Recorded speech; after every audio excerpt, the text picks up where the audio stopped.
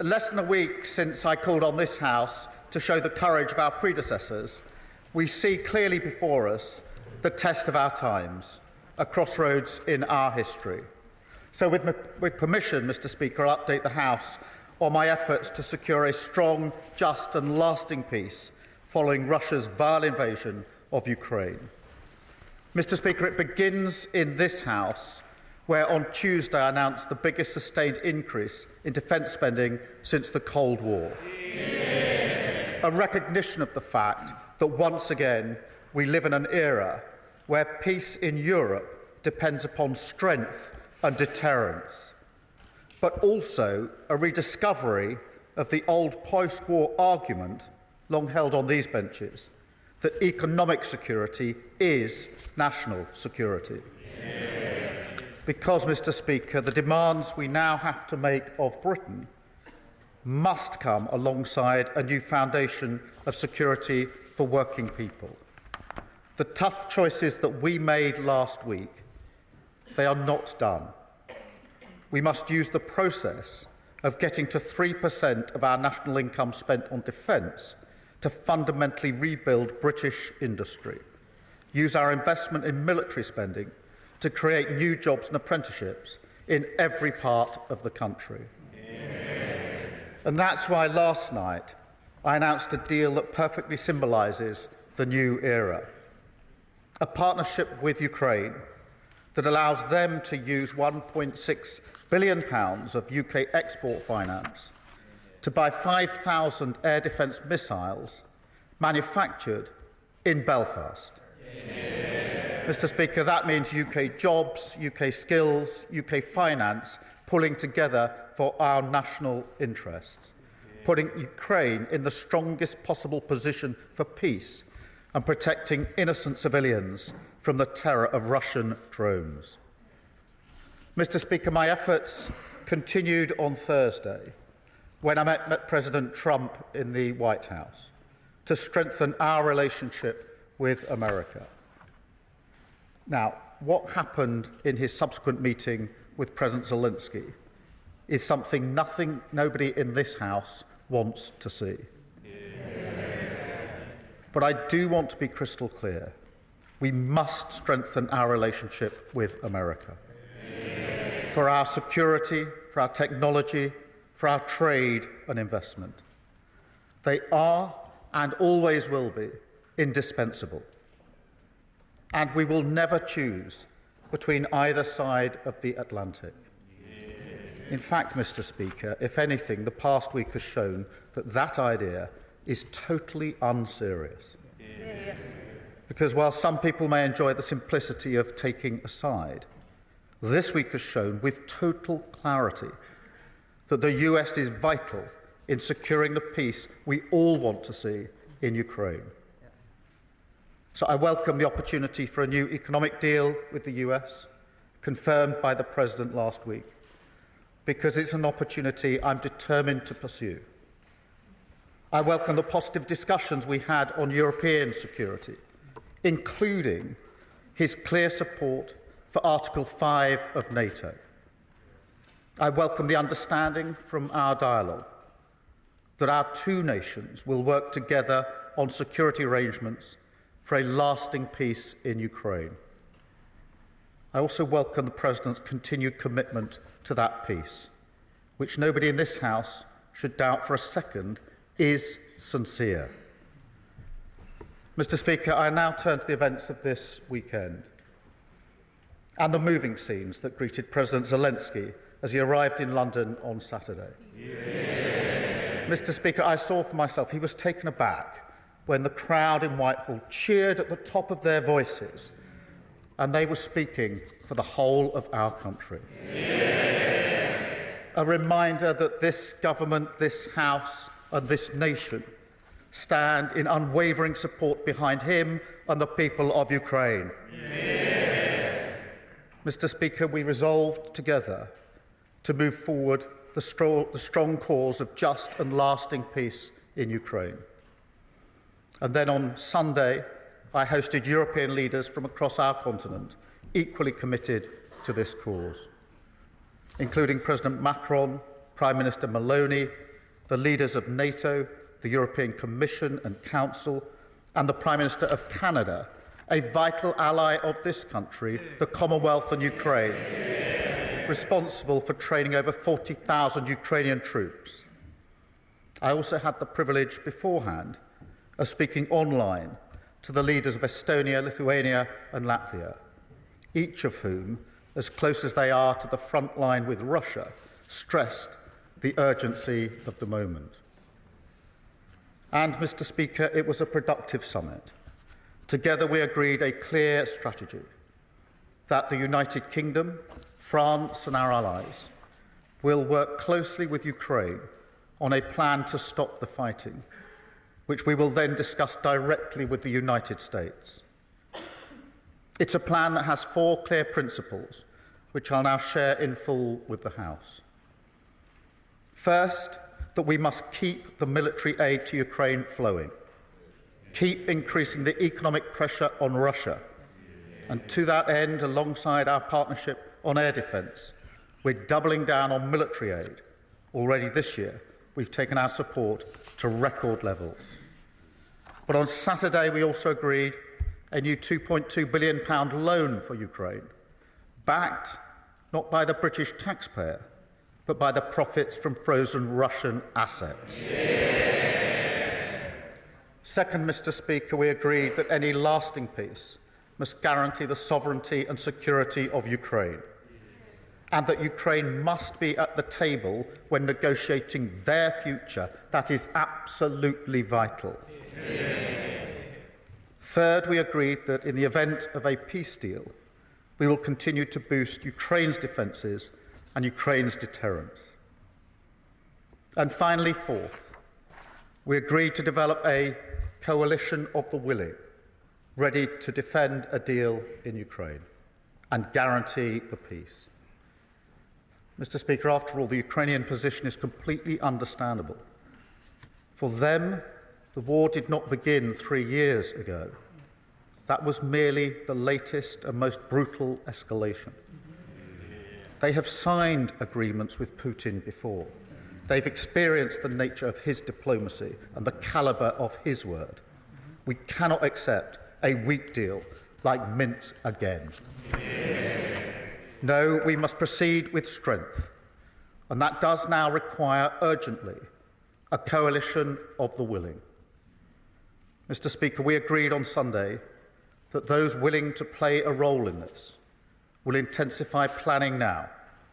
And as this House would expect, Britain will play a leading role with, if necessary, and together with others, boots on the ground and planes in the air.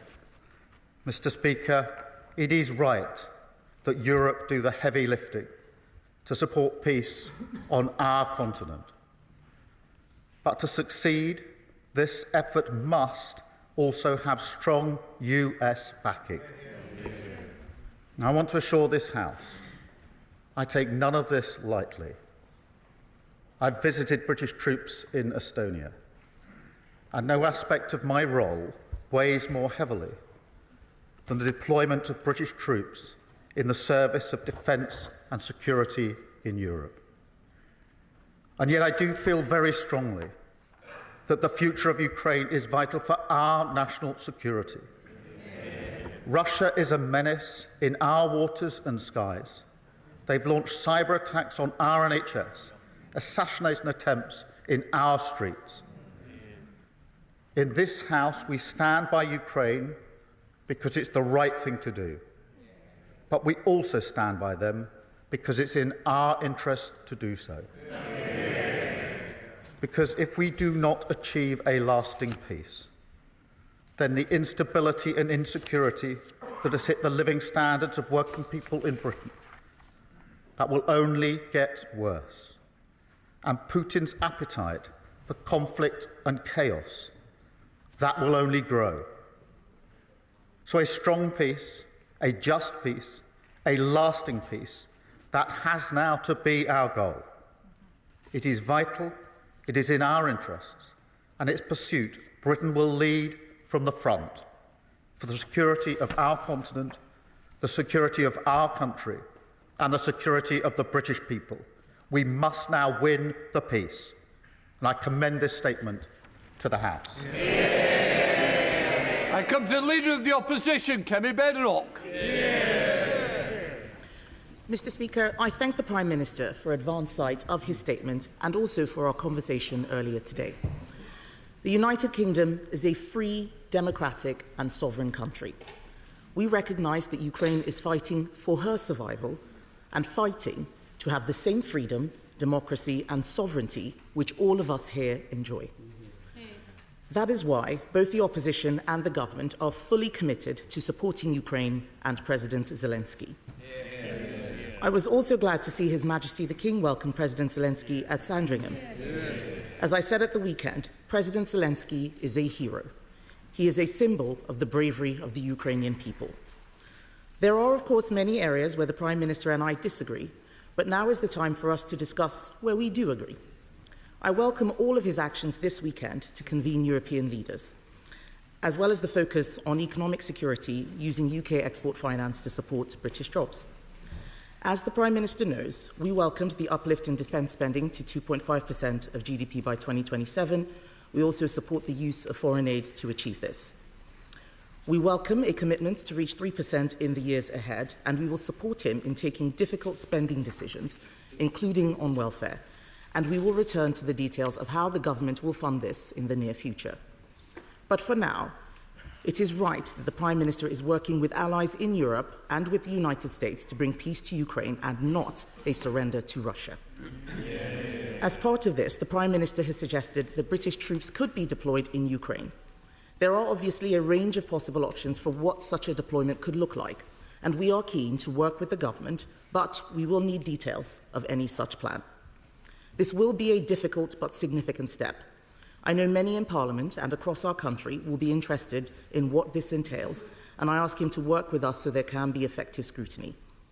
I also welcome the coalition of the willing to support Ukraine and agree that Europe must do the heavy lifting. So can I ask the Prime Minister to update us on what European and other allies are willing to offer towards this coalition? Can I welcome the use of the proceeds from frozen Russian assets to support Ukraine, and ask the Prime Minister if he has plans to go further and use the frozen assets themselves? Can I ask him for an update on the government's sanctions on Russian-linked individuals and for confirmation that such sanctions would not be lifted in the event of a ceasefire? Can I ask the Prime Minister to update us on the steps he and other allies are taking to ensure that Ukraine is at the negotiating table for any peace plan and what he thinks can be done to heal the rift with Washington? As the Prime Minister referenced in his speech, the Minsk agreements of 2015 failed to stop Russian aggression and ultimately did not return Ukraine's territorial integrity. His second principle is that any lasting peace guarantees the sovereignty of Ukraine.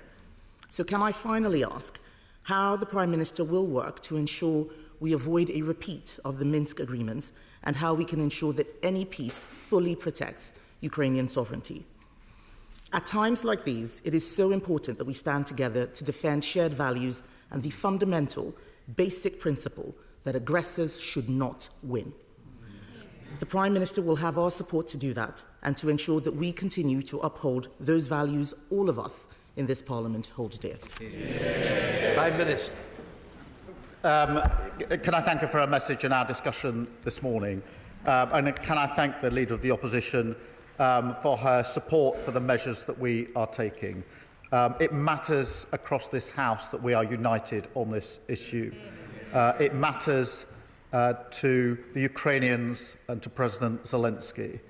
And I can tell you that he was moved by the reception that he got in our country on Saturday. And I can tell you I felt very proud to be British on Saturday when our country spoke with one voice, and she reflects that with the unity across the House, and I do thank her for it. She asks about the details of any deployment. We will, of course, put details before the House when we get to that stage, if we get to that stage. And as I mentioned to her this morning in our phone call, I will make sure that she gets whatever briefings she needs to be able to look at the detail before it's put before the House, so she's fully informed. On the question of other allies, we had a long meeting yesterday with a number of allies. My strong view is that we have to move forward, we have to lead from the front, and therefore we need a coalition of the willing, because otherwise we will move at the speed of the most reluctant, and that will be too slow. A number of countries and allies indicated their support. They will set that out in due course. I won't pretend that every country is in the same place on this issue. That is why I and others took the view that we should take a leading position and move forward. But I will give further details as they become available. On the question of the frozen assets themselves, obviously the proceeds, the profits, are being used in the way that the House understands in accordance with the statement I just made. On the assets themselves, it is a very complicated issue, not straightforward, but I do think that we need to do and are doing more work to look at what are the possibilities, at least, along with other countries, but I'm not going to pretend that this is simple or straightforward.